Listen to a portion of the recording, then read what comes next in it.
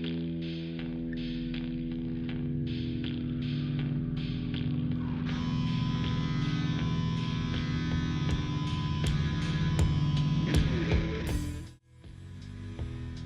Saturday night, and welcome back to Ether Realms. I'm your host, Sam, and tonight we're going to be bringing you the second part of Serena Mossgraves' Apocalyptic Truths. We left you with a bit of a cliffhanger last week, and it's only fair to continue and finish that story for you. I had a bit of a chat with Serena after our video went live, and she informed me that I needed to make a bit of a correction. She unfortunately does not publish poetry at this point, but she certainly does fiction.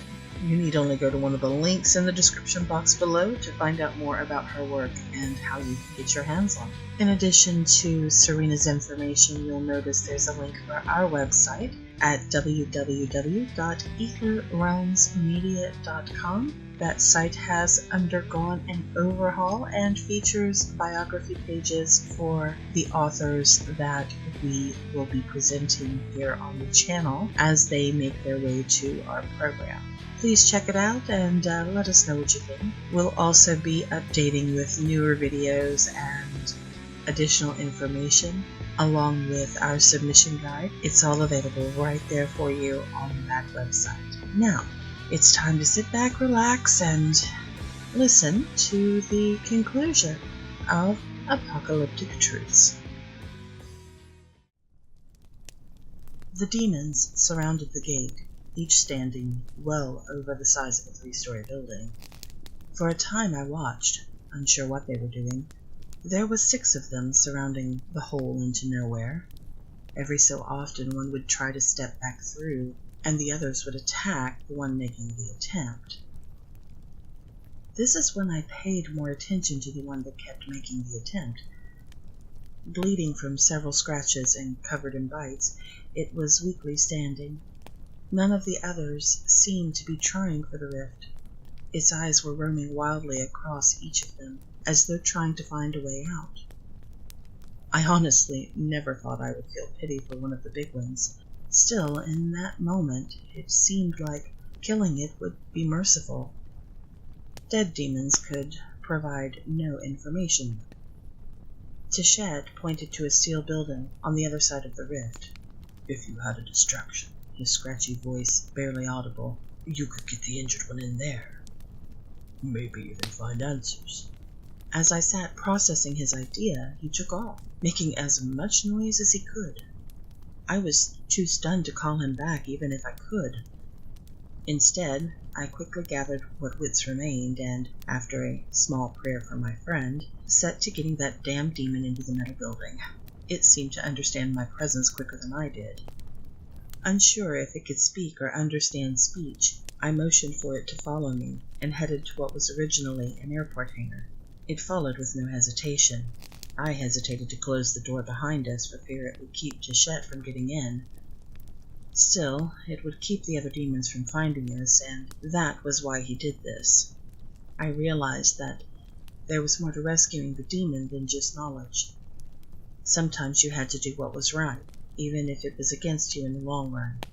The stench wafting from the creature was nauseating, strong copper and sulfur mixing to overwhelm all of my senses.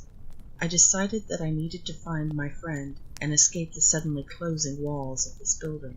I tried to find an exit that would allow me to escape without leaving the creature exposed, and heard a soft knocking sound at the building's back door. Nervous, I went and checked outside, and to my absolute relief, Tishet was standing there. Quickly, I pulled him in and considered reading him the rider.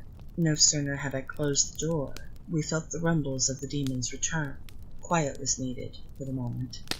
I could save giving him a piece of my anger until it was safe, whether I wanted to or not. Demons are thankfully not known for being the most patient of souls. We were only waiting maybe 5 minutes, if that, before we heard them stomping off. Tishet waited for a few minutes more, just in case. Demons have been seen to have exceptional hearing, although very little intelligence to go with that hearing. Once we were sure they were gone, he raised his hand and motioned that we still had one to deal with. Though I knew he was right, it still bothered me. His recklessness, though typical of his species, upset me. A human failing, for sure. Orcs are strong-willed and reckless. Often they are also physically stronger than most humans. Most do not have a concept of fear. Tichet is rare of his kind, as he has a strong sense of honor and compassion. I watched as he was starting to minister to the wounded demon, and suddenly I couldn't breathe. The sound of my own heart was deafening me. I couldn't look away, though I desperately wanted to be anywhere else at that moment. Since the schism opened, racism took on a new meaning. There were dozens of new races, all fighting to survive. Choosing to dislike someone for the color of their skin was even more idiotic now that humans were an endangered species. Almost all of the other races chose to keep to themselves. Elves are tall, slender creatures that look down their noses at everyone else. Gnomes are quick-witted, small people who seem to be able to handle tools like extensions of themselves. Orcs were one of the few that didn't seem to care. For me, though, it wasn't about humans and orcs. This was my best friend. My only friend. And I damn near lost him because he was reckless. It took me a moment to calm the noise of my heart. And when I did, I was amazed at what I was hearing. Tichet and the demon were conversing. I didn't even know that the demons could talk. I listened silently as a horrific story unfolded. According to the demon, the rift only stayed open because of a spell that was still active on the other side. The demons had sorcerers that continued to recast the spell every so often. This world was rich in resources and food that had long ago dried up on the other side. The demon spoke of feeling guilty. His guttural voice grew even huskier as he spoke of his home, of all that he was missing from that side. I was starting to wonder if I had hit my head when the demon said that he was trying to leave, but was prevented because the others were afraid. Afraid that if the rift closed, the air here would clear. The toxins in the air were what was keeping the demons healthy. This broke through my haze. I rushed up and blurted out the question suddenly burning in my weary mind. What do you mean, toxins? What is it that is coming through the opening? And if the rift was closed, would the air clear? Both the demon and Tichet had obviously forgotten that I was there. The demon recovered quicker than Tichet did. The toxins are particles of the air in our home. We may be able to survive without it. I just don't want to find out. Neither do my brethren. The air here would likely return to normal. I am not sure. There really is only one way to find out. I need to go through and close the door on my side. Tichet quickly nodded. We can help distract the others. If you think you can get there, we won't be a distraction for long though, so you will have to be quick. I had to protest.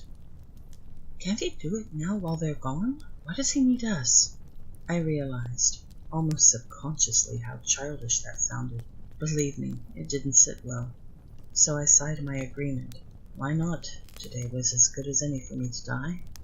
Just as long as I was not stuck alone after it was all said and done. Quietly I listened as the plan was laid out. I saw the flaws in it, but found myself afraid to speak. What was it about that moment that had me frozen? Still, without the spell's ending, none of my plans would work either. Tichet and I agreed to run lookout and distraction while the demon tried to enter the portal. It sat wrong with me that we were trusting that creature even as far as we were. Normally I would be asking a million questions. That day I was completely mindless. Though I was considering using my original plan as a backup. Blow up the portal, even if it reopened. Maybe I could take a few of the big ugly bastards with it. Though it felt to me like we sat planning this for hours, truthfully only moments passed from us entering the building and us leaving. The other demons were not in sight, so it honestly looked like we were going to get off scot-free. I should have known that it wouldn't work that way. It never does. It always goes wrong. We were perhaps the length of a football field from the rift. Tichette called out a warning as he had spotted them coming back. The one who was going home took off at a run. The ground shook, making it harder to move.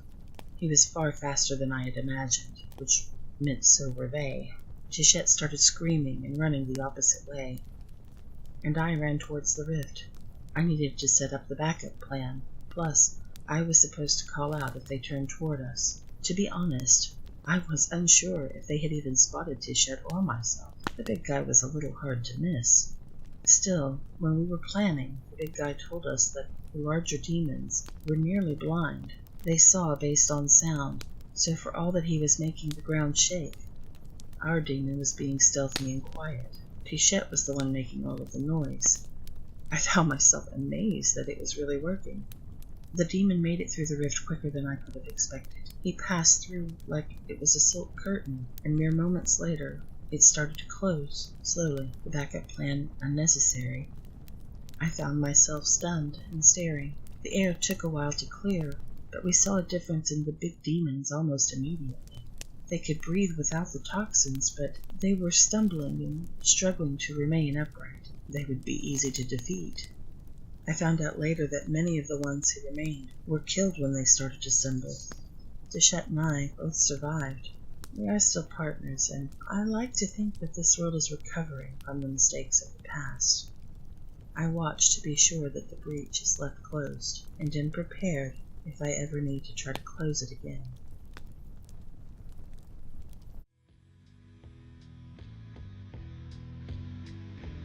Well, there you have it. I, for one, hope that Tracy Campbell is able to keep that rift closed. That concludes Apocalyptic Truths by Serena Mossgraves, and I do hope you've enjoyed the tale.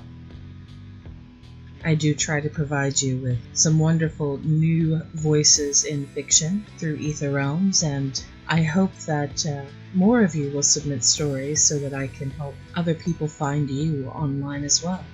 My goal here is to produce story segments on Saturdays, and hopefully that will be a normal thing now that I have all the kinks worked out.